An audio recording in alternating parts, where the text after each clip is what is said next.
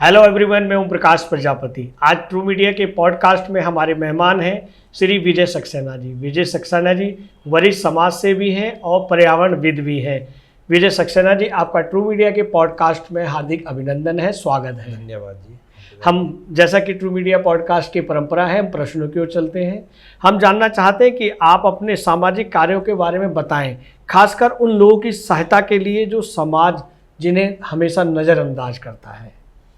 मेरा नाम विजय सक्सेना है जी। मैंने एक संगठन बनाया दशा परिवर्तन समाज सेवा संगठन 2014 में, और उस संगठन का मेन जो कार्य हमारा है वो असहाय परिवार के मृतक व्यक्ति का अंतिम संस्कार करना, और साल में एक बार जो विभिन्न शमशान घाट दिल्ली में है या एनसीआर में है, उन अस्थियों को लेकर हम जाते हैं बारपुर शमशान घाट से ब्रिज घाट के लिए, और उनका अस्थि विसर्जन हम करके आते हैं। जैसे हम अपने परिवार वालों के लिए करते हैं, सेम उसी तरह पूरे विधि विधान से बस द्वारा लेके जाते हैं। पूरी बस जाती है हमारी, उसमें 50-60 आदमी होते हैं, और ब्रिज घाट पे जाके हमारे हिंदू धर्म में एक परंपरा है, अगर अस्थियां जो रखी हुई हैं शमशान घाट में हो या कहीं किसी के यहाँ रखी हो, अगर जब तक गंगा जी में यमुना जी में प्रवाहित नहीं होती हैं तो उसके पहले उनको मुक्ति नहीं मिलती है।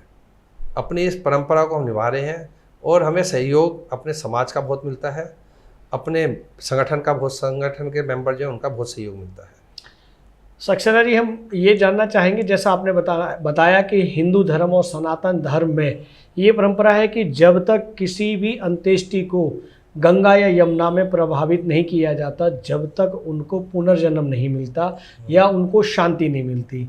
जिन अस्थियों को साल हो जाता है, 6 महीने हो जाते हैं या ज़्यादा भी हो जाता है, क्या उनको शांति मिल पाती है? नहीं मिल पाती तो कैसे उनकी शांति के लिए आप प्रयास करते हैं? अब मैं बताता हूँ एक आपको व्याख्या। पिछले साल 2023 के अंदर हम एक अस्थिया लेके गए थे जी। लोनी शमशान घाट है, तो वहाँ पे 30 साल पुरानी एक अस्थिया लेके हम आए थे, हमारे संगठन के मेंबर। ओहो। तो जब हम अस्थिया हमारे पास आई वो बारपुर शमशान घाट में, तो उसके अंदर चूरा बना हुआ था उन अस्थियों का जी। तो जब वो लेके जो आ रहे थे ना, जो हमारे मेंबर लेके आए थे, अस्थिया जब लेके आए थे, तो अस्थियां जब वो बाइक पे लेके आए थे, 2 जने गए थे, तो उनको ऐसा लग रहा था कोई हमें पीछे की तरफ खींच रहा है। यानी इतनी पावर थी उन अस्थियों के अंदर कि कोई पीछे की तरफ करे। जब लेके आए तो सबने देखा तो बड़ा अजीब लगा कि बताओ 30 साल से एक अस्थियाँ रखी हुई हैं, कोई लेके नहीं गया इस अस्थियों को लोनी शमशान घाट से। तो बड़ा अजीब है ये व्याख्या। और जो हमारे हिंदू धर्म के अंदर पुरानी परंपरा है कि सबको पता है, समाज सनातन धर्म के अंदर कहा जाता है कि मुक्ति जब भी मिलती है जब गंगा जी में प्रवाहित हो जाती है, यमुना जी में अस्थियाँ प्रवाहित हो जाती हैं। जैसे विदेशों में कोई गुजर जाता है तो उनकी अस्थियाँ भी इंडिया में आती हैं, गंगा जी यमुना जी के अंदर लेके आते हैं उन परिवार वाले भी।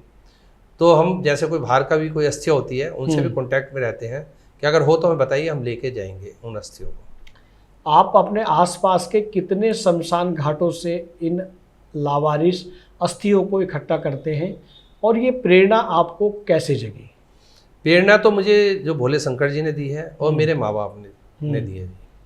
क्यों, मेरे पिताजी स्वर्गीय श्री जयनारायण सक्सेना जी ने 1980 में उस गवर्नमेंट जॉब पे थे, तो उन्होंने एक अपना कायस्थ हमारा समाज है उसकी स्थापना करी। उनकी देखने के बाद मैंने कहा भाई हमारे पिताश्री जब इतना कार्य अच्छा कर सकते हैं तो मैं भी क्यों ना किस तरह का कार्य करूं जो समाज एक अलग तरह से निगाहों से देखे हमें कि भाई अच्छा एकदम कार्य करा है। उसके बाद हमारे संगठन की एक अपनी पहचान भी है जी।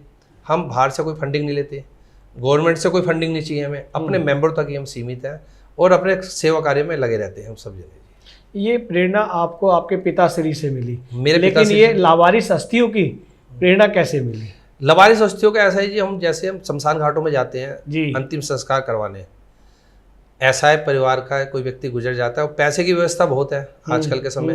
अब किसी के घर के अंदर कोई बेचारा ड्यूटी पे गया है और अचानक कोई उसके घर के अंदर कोई दुर्घटना हो जाए और एकदम ही 8-10 हज़ार रुपये लगता है जी एक अंतिम संस्कार करवाने में। जी, इंसान कहाँ से लेके आए? मैं आपको एक व्याख्या बताता हूँ जी। 2016 का है, 14 में हमारा संगठन बना था। एक 95 साल के बुजुर्ग थे जी, राजस्थान से बिलोंग करते थे, गोकलपुरी में रहते थे जी वो। अब वो फ्रेश होने के लिए गए टॉयलेट में, वो जाके गिर गए। उनका बेटा जो था ऑटो चलाता था। अब वो प्राण उनके वहीं निकल गए। बहू आई, बहू ने उन्हें देखा, अपने हस्बैंड को फ़ोन करा तो उनके हस्बैंड को पता लगा कि मेरे पिताजी गुजर गए, अब पैसे की व्यवस्था थी नहीं उनके पास जी। उन्होंने खुद बताया ये मुझे कि जी हम गए, जो समाज के अंदर बैठे हुए हैं ब्याजदार जो ब्याज पे पैसा देते हैं, उन्होंने बताया मेरे पिताजी गुजर गए, मेरी कुछ हेल्प कर दीजिए। उन्होंने कहा हाँ दे देंगे पैसे, इतने पैसे लगेंगे जी। उसने पैसे लिए 10,000 रुपये लेके आया था, बताया मुझे उसने।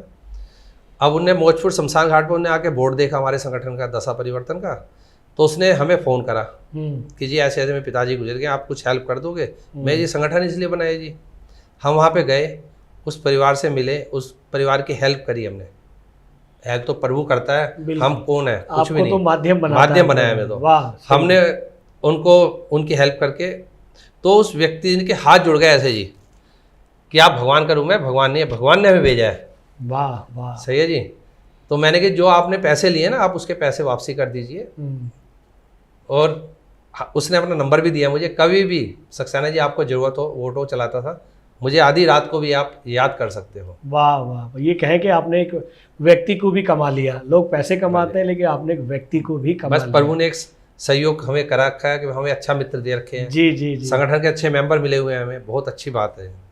विजय सक्सेना जी, जो आपकी संस्था है दशा परिवर्तन, ये दशा और दिशा को परिवर्तित करती है, लेकिन जैसे अभी आपने बताया कि लोनी से भी आपके संगठन के लिए अस्थियाँ आई थी, ऐसे आसपास के किन किन क्षेत्रों से आप अस्थियों को एकत्रित करते हैं या मंगाते हैं, वो नाम हमें थोड़ा जिक्र करें। मैं बताता हूँ, मैन मौजपुर बारपुर शमशान घाट है एक, तो वहाँ से एक सीमापुरी शमशान ये घाट। मौजपुर जो शमशान घाट है ये दिल्ली में होता है या दिल्ली कहाँ में, सारे दिल्ली के बता रहा हूँ मैं आपको जी। दिल्ली के अंदर जो है मौजपुर शमशान घाट, सीमापुरी शमशान घाट, अशोकनगर में शमशान घाट है जी, शिव बिहार में शमशान घाट है, एक लोनी में शमशान घाट है, एक लाल बाग में शमशान घाट है, और गीता कॉलोनी के अंदर भी है शमशान घाट जी। तो इन शमशान घाट के दिल्ली के यमुना पार के क्षेत्र में जितने भी शमशान घाट है, जाते हैं हम सब शमशान घाटों में है जी, मगर जहाँ जहाँ हमें अस्थियाँ मिलती है वहाँ से हम अस्थियाँ लेके आते हैं जी, और उनको साल में एक बार बीच घाट लेके जाते हैं अस्थियाँ। वाह वाह वाह वाह। सक्सेना जी, हम आगे बढ़ते हैं। जैसा कि भूले बिसरे कहें या गुमनाम कहें या लावारिस अंत्येष्टियों को आप गंगा में विसर्जित करते हैं, ये अनुभव करते हैं, लेकिन ये अनुभव कैसा लगा और इनमें किन किन तरह की चुनौतियां आपके सामने आती हैं?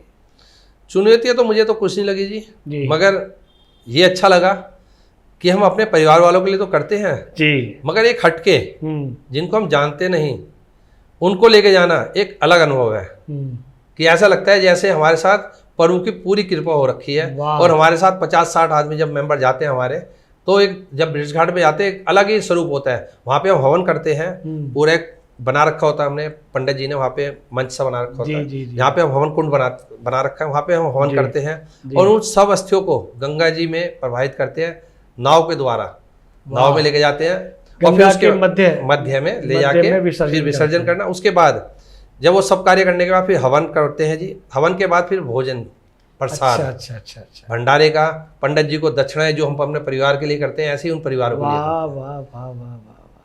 ऐसा जैसा भी आपने बताया कि लोनी से एक 30 साल पुरानी गुमनाम अस्थि को लेकर आ रहे थे, ऐसे आप अपने साथ में कभी 10, कभी 20, कभी 30, कभी 25 जब लेके जाते हैं ब्रज घाट के लिए, पहले आप मैंने देखा है, मैं साक्षी हूँ कि पहले आप अपने जहाँ मौजपुर है वहाँ उनका स्नान कराते हैं, वहाँ विधि विधान से पूजा करके फिर आप गढ़ गंगा के लिए निकलते हैं और वहाँ भी विधि विधान से पूजा अर्पण करके तब आप गंगा में उनको विसर्जित करते हैं।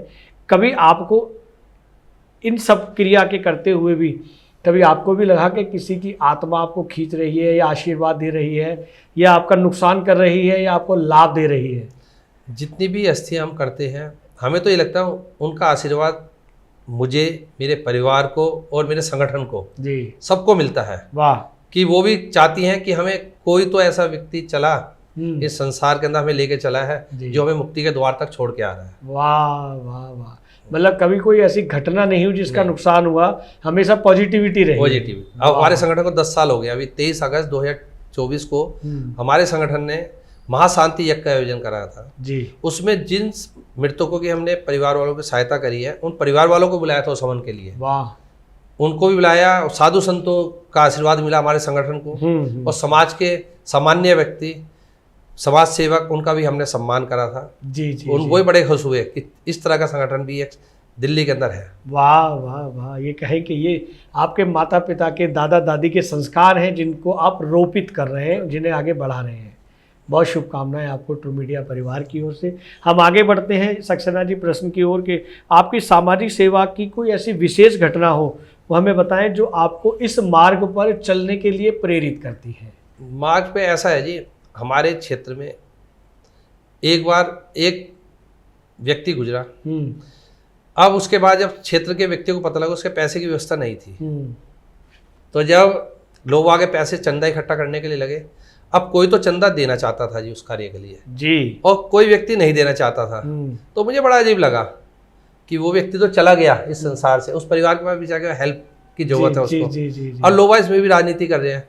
तो मुझे लगा क्यों ना मैं एक इस तरह का संगठन बनाऊं कि बस अंतिम संस्कार करना है मुझे उस पैसे से, और मुझे कुछ नहीं करना। वाह वाह वाह वाह। अब मैं आपको एक व्याख्या बताता हूँ जी। पिछली साल 20 अप्रैल 2023 को 3 बच्चे यमुना जी में डूबे थे। जी जी, घटना 13 साल का बच्चा था। दिल्ली की घटना है। दिल्ली की घटना है।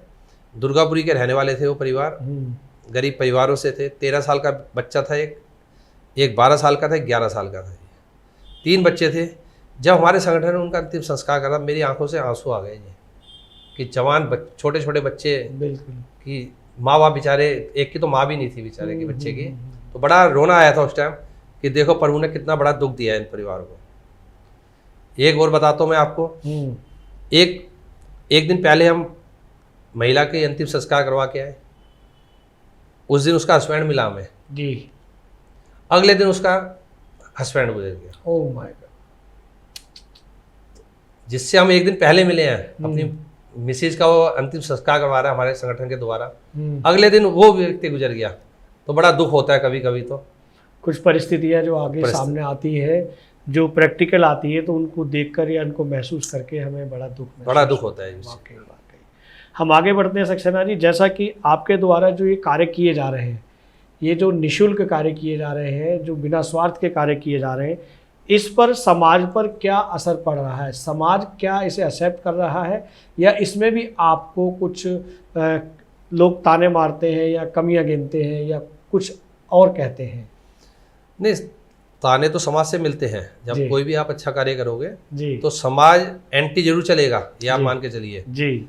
मगर प्रभु ने हम जैसे संगठन वालों को शक्ति दे रखी है कि हम लगे रहते हैं, तो तानों से नहीं डरना चाहिए जी। अगर आपको अच्छा कार्य करना, ताने तो साइड में छोड़ दीजिए जी, और प्रभु के काम में लगे रहिए। जी जी। क्यों किसी को मिलता है ऐसा सेवा करने का कार्य है। वाकई वाकई, ये कहे कि प्रत्येक व्यक्ति नहीं कर सकता जी। कोई ये चाहे कि मैं चालू कर लूँ। जी। अभी हमारे मौजपुर शमशान घाट के पास ही बहुत जनों ने चालू करी ऐसी सेवाएं। 6 महीने चली, साल भर चली, बस फिर उन्होंने बंद ही कर दिया। जी, क्योंकि ये नहीं पता लगता कितनी बार तो हमारे साथ ऐसा हुआ है कि अभी हम एक अंतिम संस्कार करके आए हैं, दूसरा 1 घंटे बाद फिर पंडित जी का फोन आ गया कि सक्सेना जी फिर आ जाइए आप। फिर दूसरे शमशान घाट से फोन आ गया जी। तो अपना एक असूल है, हम शमशान घाट में जरूर जाते हैं। मैं जाऊँ या हमारे संगठन कोई भी मेंबर जाए, तो लोग भाई सोचते हैं हम तो अपना रोजगार भी नहीं कर सकते, मगर हम उस कार्य को पहले करेंगे और सब कार्य बाद में करेंगे। सक्सेना जी, आप ये कहना चाह रहे हैं कि एक तो गुमनाम अस्थियां जो रखी रहती है उनको लेकर जाते हैं, एक जो असहाय गरीब लोग होते हैं जो अस्थियों का खर्चा नहीं उठा पाते, उनकी अस्थि, उनकी जो शरीर की जो क्रिया है करने के लिए भी आप आर्थिक सहयोग करते हैं, शारीरिक सहयोग करते हैं? नहीं, जो भी हमारे पास अंतिम संस्कार के लिए आते हैं, अंतिम संस्कार के लिए जो गरीब असहाय लोग आते हैं, उनका जो आर्थिक सहयोग है वो भी करते हैं आप? नहीं, आर्थिक सहयोग तो हम नहीं करते जी। हमारी जो संगठन बना है वो खाली अंतिम संस्कार के लिए। मेरा मतलब अंतिम संस्कार के लिए जो आर्थिक सहयोग होता है, आर्थिक सहयोग हम पूरा देते हैं उनको। हाँ, मैं यही मेरा सवाल यही है, लकड़ी व्यक्तिगत के परिवार के लिए नहीं, परिवार के लिए, लेकिन उस अंत्येष्टि के लिए। अंत्येष्टि के लिए हमारे संगठन का एक अपना असूल है जी, वो तो हम देंगे। अगर किसी के पास कंधे देने वाले भी नहीं है तो हमारे संगठन के मेंबर कंधा देने के लिए भी जाते हैं। ये कहे कि असहाय गरीब परिवार की अंत्येष्टियों के लिए आप शारीरिक और मानसिक और आर्थिक सहयोग करते हैं। आर्थिक सहयोग। वाह वाह वाह, बहुत बहुत खूब, बहुत बधाइयाँ आपको और आपकी पूरी टीम को। हम आगे चलते हैं। जैसा कि अंत्येष्टि की परंपरा है, जैसा आपने बताया कि सनातन धर्म और हिंदू धर्म में है, तो अंत्येष्टि की परंपरा और गंगा में विसर्जन के पीछे सांस्कृतिक और आध्यात्मिक मान्यताओं के बारे में आप हमें बताएं कि ये चलन कैसे शुरू हुआ, और इसे कैसे विधि विधान से पूरा करना चाहिए, तभी उस अंत्येष्टि को पूरा उनको सुख मिलता है या उनको मोक्ष प्राप्त होता है। सुख देने वाला और दुख देने वाला प्रभु है जी, बोले शंकर जी हैं। जी जी जी हमारा सेवा कार्य है, अपने कार्य में लगे रहिए। जी हमारी पुरानी हिंदू धर्म की परंपरा है, अपने सनातन धर्म है जी कि उसके अंदर आप लगे रहिए, आप फल की तरफ मत देखिए। जी। तो वो हमने अपना निर्णय ले रखा है, उसमें हम लगे रहते हैं। जो हमारे बुजुर्गों ने हमें सभ्यता दी है जी, उस पे हम चल रहे हैं। हम ये भी जानना चाहेंगे कि जैसे आप अंत्येष्टि को गढ़गंगा ले जाते हैं, तो शुरू से किस तरह से पूजा विधि विधान करते हैं। अपने मौजपुर जो आपका वो है शमशान घाट, जो आपका मौजपुर शमशान घाट से लेकर और ब्रज घाट के अंतिम समय तक, भंडारे तक, भोज प्रसाद तक के लिए कैसे कैसे क्रिया करते हैं। सबसे पहले तो जितनी भी शमशान घाटों से हम अस्थियाँ लेके आते हैं, बारपुर शमशान घाट के अंदर रखते हैं लाके एक दिन पहले जी, और सुबह 9 बजे जी बारपुर शमशान घाट में यहाँ पे हम अस्थियों को सबको उसमें गंगा जल से, दूध से उनका शुद्धिकरण करते हैं। वाह। उसके बाद यहाँ से एक तरह से संतों का हमें आशीर्वाद मिलता है, संत बुलाते हैं, उनसे प्रवचन आते हैं, देते हैं संत हमें, और समाज के व्यक्ति हमारे साथ खड़े होते हैं।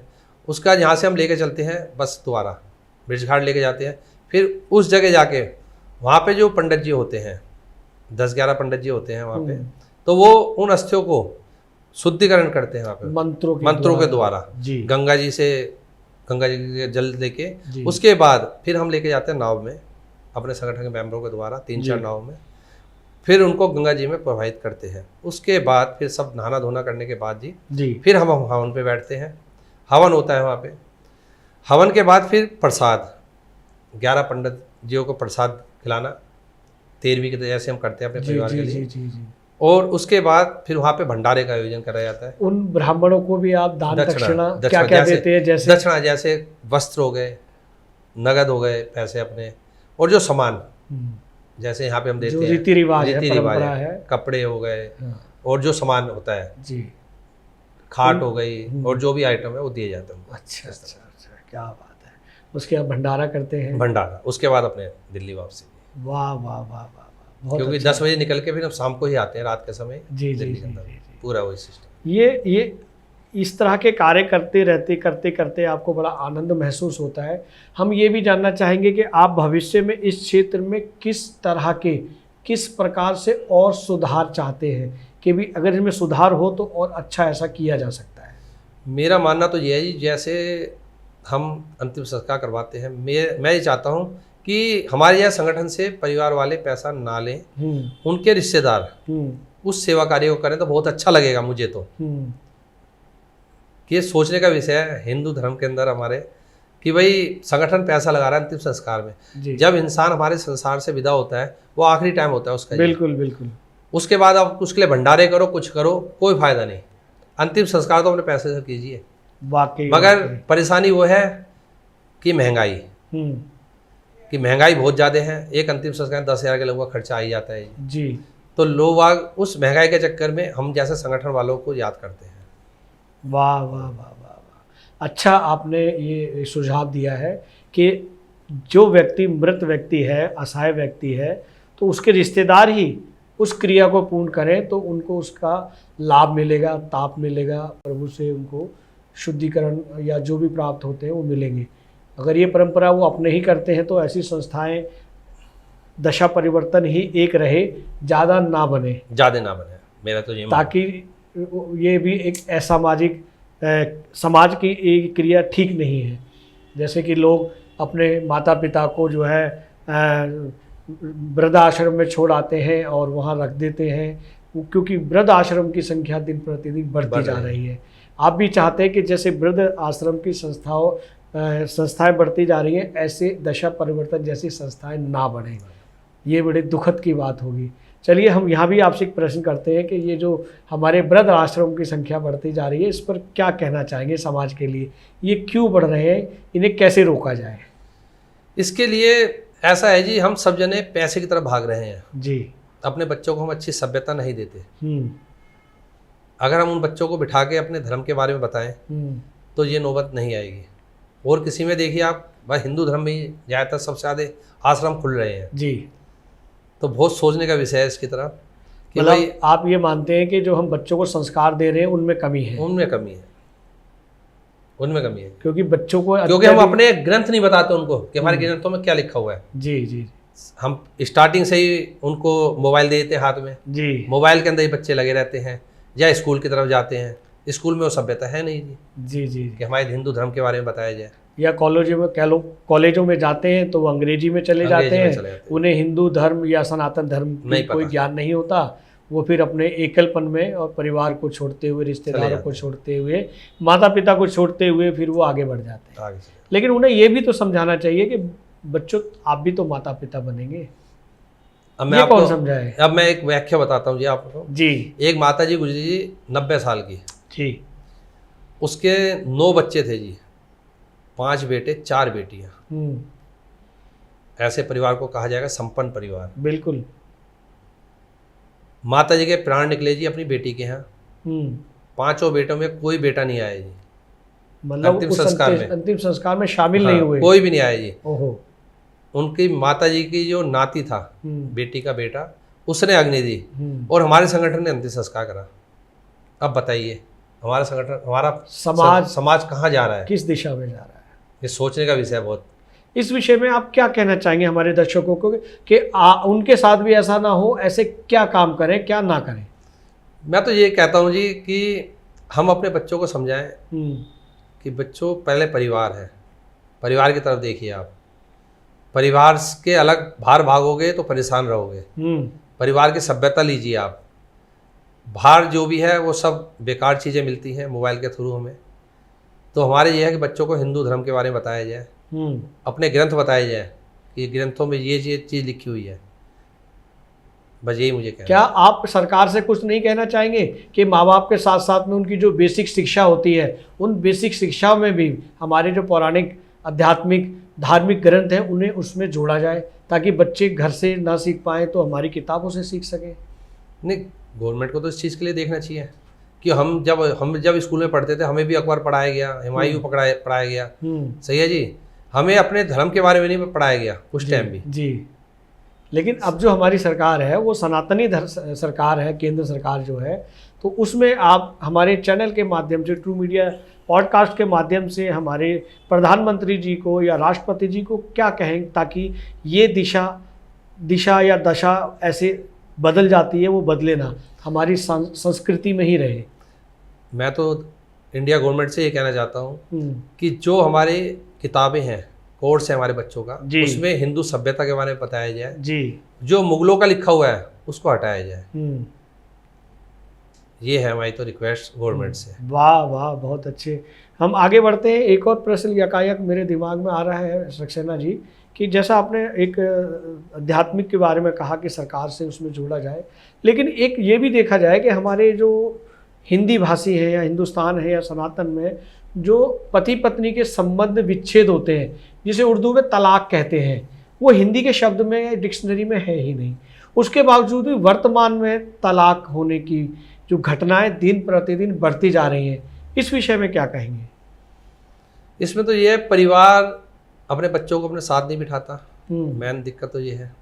हम अपने बच्चों को, बहन बेटी को वो सभ्यता नहीं सिखा रहे कि परिवार एक है। पर आजकल शादी के बाद सब माँ बाप सोचते हैं कि हम अपने बच्चों को अलग कर दें, छोटा परिवार देख। क्या माँ बाप सोचते हैं? माँ बाप नहीं, बेटी के माँ बाप सोचते हैं या बेटे के माँ बाप सोचते हैं? बेटे वाला तो ये सोचता है कि हमारे घर में कोई अच्छी बहू आए, संस्कारी बहू आए, मगर अपने बच्चों को वो सभ्यता नहीं दी जाती। हम चाहते हैं हमारे घर में कोई अच्छी बहू आए, मगर हम अपनी बेटी को वो सभ्यता नहीं देना चाहते। वाह वाह वाह, बेटी हमें अपनी बेटी को पहले सभ्यता दें। क्या बात है कि आगे जाके जिस घर में जाओगे आप, उस घर के अंदर वो अपना परिवार समझना है। वो मम्मी पापा जो है सामने वाले, वो भी तुम्हारे दूसरे मम्मी पापा हैं, वो सास ससुर नहीं है, मम्मी पापा है। अगर छोटा भाई है, देवर है, उसको अपने भाई की तरह समझना है आपको। वाह वाह वाह वाह, तभी हम संयुक्त परिवार जब में भी रह संयुक्त सकते परिवार हैं, रह सकता है। तभी हमारे परिवारों में इस तरह के विघटन नहीं आएंगे। नहीं है। वाह, बहुत अच्छी बात है। हम आगे बढ़ते हैं सक्सेना जी। जैसा कि अपनी संस्था है, जिस संस्था से आप इतने अच्छे अच्छे कार्य करते हैं, आप समय समय पर पौधारोपण करते हैं और पौधे वितरण भी करते हैं। इस विषय में भी हमारे दर्शकों को बताएं। ऐसा है जी, कोविड के समय हमारे जैसे संगठन थे, उन्होंने देखा है कि पौधे ना होने के कारण ही कोविड का स्वरूप बहुत बड़ा हो गया था। तो मैं चाहता हूँ अपने माँ बाप के नाम से एक एक पौधा तो जरूर लगाइए। वाह। जैसे नवरात्रों पे हम पौधे बांटने का कार्य हमारा संगठन करता है। कोविड के समय हमने देखा है शमशान घाटों में लाइन लगी हुई थी जी। मेरे पास फ़ोन आते थे सुबह के समय कि जी पैसों के लिए नहीं कहते, वो कहते जी हमें जगह की व्यवस्था करवा दीजिए, अंतिम संस्कार करवा दीजिए। अब पंडित जी से मैं रिक्वेस्ट कर करके उनसे कहता था कि जी इनकी अंतिम संस्कार करवा दो। जी जी जी। तो पौधा जरूरी है हमारे जीवन के लिए। वाकई बहुत अच्छी बात है। वाकई ही आप पर्यावरणविद हैं जो इस विषय में बहुत अच्छे से सोचते हैं और आपकी विचारधारा नेक है। जैसा कि आपकी संस्था चला रहे हैं, नेक कार्य कर रहे हैं, अगर कोई आपकी संस्था से जुड़ना चाहे या शामिल होना चाहे तो कैसे शामिल? अभी 2 साल से हमने मेंबरशिप खोली है जी। पहले हमने बंद कर रखी थी। तो कोई जुड़ना चाहता तो स्टार्टिंग में हम पहले साल हम 5,000 रुपये लेते हैं जी। उसके हर साल 1,000 रुपये सालाना लिया जाता है जी। और उस पैसे को खाली हम 2 जगह ही लगाते हैं, एक अंतिम संस्कार में जी और एक अस्थि विसर्जन में, और हम किसी कार्य में उस पैसे को नहीं लगाते हैं। वाह वाह वाह वाह, ये भी आपका बहुत ही अतुलनीय कार्य है जो आप इतने लगातार आप करते हैं और अच्छा लगता है इन सब चीज़ों को देखते हुए, क्योंकि हम मीडिया वाले और मीडिया कर्मी सब तरफ नज़र रखते हैं। बहुत अच्छा कार्य कर रहे हैं। और एक जानकारी और लेना चाहेंगे कि लावारिस अंत्येष्टियों की देखभाल और विसर्जन के लिए संस्था के नज़रिए को और दृष्टिकोण को भी जानना चाहेंगे कि कैसे कैसे अंत्येष्टियाँ आए या लावारिस हों, उनको कैसे आप उसको संतुष्ट करते हैं कि लावारिस हैं, इनका विसर्जन होना चाहिए। ऐसा जी, जो लावारिस होती हैं उनको तो दिल्ली गवर्नमेंट, दिल्ली पुलिस उनका अंतिम संस्कार वही करवाते हैं जी। और वो इलेक्ट्रिक से होता है जी। इलेक्ट्रिक के अंदर थोड़ी सी जगह के अंदर ही राख बनती है, उसको गवर्नमेंट ही अपने आप करवाती है जी। हम तो जो ऐसा परिवार हैं जो अपने माता पिता या अपने माता पिता की अंतिम संस्कार को तो करवाते हैं, मगर अस्थियाँ लेके नहीं जाते हैं ब्रिज घाट। जी जी। तो हम उन अस्थियों को लेके जाते हैं। तो क्या वो बाद में आके उन्हें ढूंढते होंगे, तो फिर कैसे पता लगता है कि उनके परिवारजनों की अंत्येष्टियों का? तो ऐसा जी, जो शमशान घाट के पंडित जी हैं उनके पास लिस्ट होती है। हर शमशान घाट पे 2 महीने 3 महीने तक का टाइम होता है कि आप अपने परिवार के मृतक की अस्थियाँ लेके जाइए। जब लेके नहीं जाते हैं तो वो हमारे यह संगठन को बताते हैं और हम उन अस्थियों को लेके जाते हैं। वाह वाह वाह। हम जानना चाहेंगे सक्सेना जी कि ये सब करते करते हुए आपको कई वर्ष हो गए और सैकड़ों लावारिस अस्थियों का आपने विसर्जन भी किया है। आपके भीतर की जो खुशी है, जो आत्मसंतुष्टि है आपकी, आपके परिवार की और संगठन के लोगों की, वो कैसे फील होती है? ये करके जब आते हैं तो आपको कैसा लगता है? क्या सुख महसूस होता है? क्या शुद्धिकरण महसूस होता है? मैं तो ये समझता हूँ जी कि भोले शंकर जी ने मुझे इस काबिल समझा और मुझे इस तरह का संगठन बनाने के लिए कहा जी, और प्रभु की कृपा रहती है और बहुत अच्छा लगता है मुझे और मेरे परिवार को भी, क्योंकि बिना परिवार के आप कुछ नहीं कर सकते और ये कार्य एकदम एक अलग तरह का है। अगर परिवार का सहयोग हो ना, आप शमशान घाट नहीं जा सकते, लोग भागते हैं शमशान घाट के नाम से जी जी। परिवार का सहयोग होगा तो आप कर सकते हो। मेरे मम्मी पापा अब तो रहे नहीं संसार में, तो जब थे तो उनका बहुत ज़्यादा सहयोग मिला, मेरे परिवार का, बच्चों का बहुत ज़्यादा सहयोग मिला है जी मुझे इस कार्य के लिए। समाज में देखा गया है कि लोग अपने माता पिता के अस्थियों का तर्पण नहीं करते, लेकिन आप पूरे समाज का करते हैं, आसपास के लोगों का करते हैं, जिसकी संख्या दिन प्रतिदिन बढ़ती जा रही है। ये सब बातें, ये सब जानकारी, ये सारे अनुभव हमारे ट्रू मीडिया के माध्यम से और ट्रू मीडिया के दर्शकों के लिए क्या संदेश देना चाहेंगे? संदेश तो यही है जी मेरा, मैंने आपको पहले भी कहा है जी कि बड़ी मुश्किल से इंसान का जन्म मिलता है जी। वाह। और समय निकाल के समाज के लिए समय दीजिए और किसी ना किसी कार्य में लगे रहिए। पैसा जरूरी नहीं है, मगर समाज में समय देना और अच्छे कार्यों में लगना बहुत ज़रूरी है। और सबसे ज़्यादा टू मीडिया का मैं आभारी हूँ कि उन्होंने मुझे यहाँ पे बुलाया। और हमारे संगठन को सबसे ज़्यादा सहयोग जो मिला है मीडिया का ही मिला है, क्योंकि गवर्नमेंट से भी चाहिए कुछ, समाज से भी हम पैसा नहीं लेते, अपने मेंबरों से ही लगे रहते हैं, मीडिया के थ्रू ही हम लगे रहते हैं हमेशा। बहुत अच्छा लगा विजय सक्सेना जी, आपने अपना बेशकीमती समय हमें ट्रू मीडिया के पॉडकास्ट के लिए बहुत धन्यवाद, बहुत शुक्रिया, सब मित्रों का शुक्रिया। ये वीडियो YouTube पर देख रहे हैं तो हमारे चैनल को सब्सक्राइब करें और बेल आइकन को दबाना ना भूलें। अगर आप Facebook पर ये वीडियो देख रहे हैं तो हमारे पेज को लाइक करें।